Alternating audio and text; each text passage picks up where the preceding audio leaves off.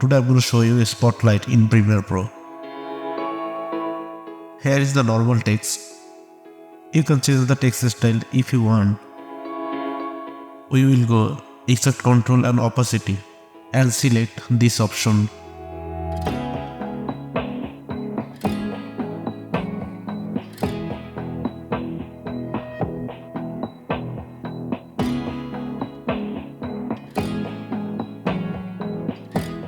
And turn on the mask path.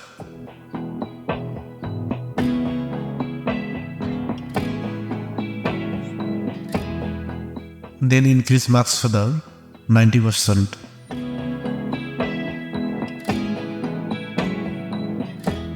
Then select max. At the end, I will give keyframe.